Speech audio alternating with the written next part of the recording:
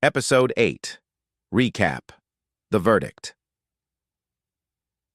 The presumed innocent.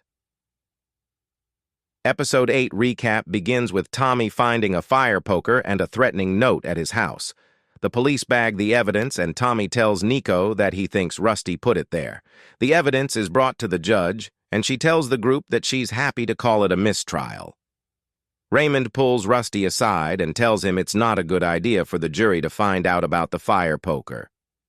At home, Rusty admits to Barbara that the fire poker is from Carolyn's house. He says he recognized a chip in the handle. The court sessions resume. Raymond questions a doctor who contradicts Dr. Kumagai's testimony. She puts the time of death between 1 a.m. and 3 a.m., while Kumagai said it was 10 p.m. This is based on the food found in her body. Tommy cross-examines her and proves that the food could be from lunch or dinner and doesn't mean anything. Back home, Raymond says they need to prove that Rusty was home at midnight. Barbara is willing to testify for him, but Maya says that's not a good idea because the prosecution could use her to paint Rusty as a cheating husband. They decide to rest their case, and Rusty insists he wants to give the closing statement. Raymond goes home to Lorraine, who is still worried about the toll this case has taken on him. Meanwhile, Rusty practices his closing speech.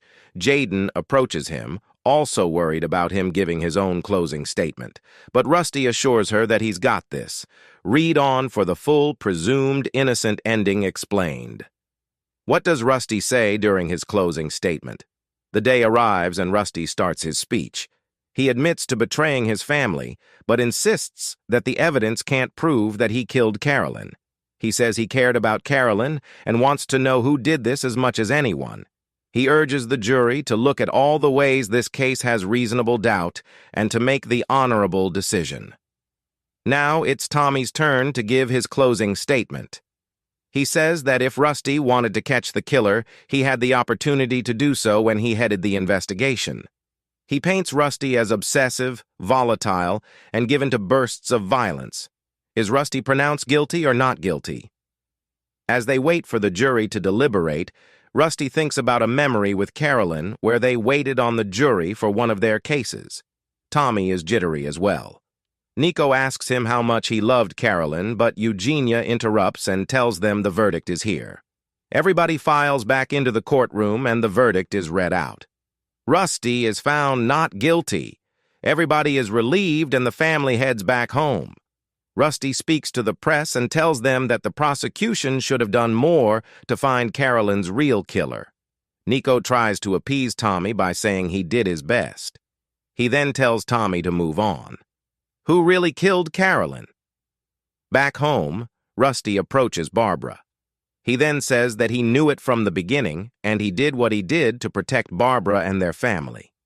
He reveals that he knows the truth. Barbara killed Carolyn. He admits he went back to Carolyn's place that night and found her dead. He realized the culprit was Barbara, and so he tied Carolyn up to put suspicion on Liam Reynolds.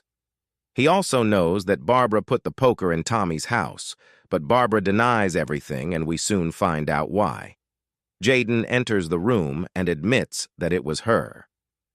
How does presumed innocent end? Here is the ending explained of presumed innocent. Jaden describes what happened. She went to Carolyn's house just to confront her and tell her to stay away from Rusty and their family. When Carolyn revealed she was pregnant, Jaden lost her cool and hit her with a fire poker. The next day, she buried the poker and later put it in Tommy's apartment. At present, both parents seem devastated.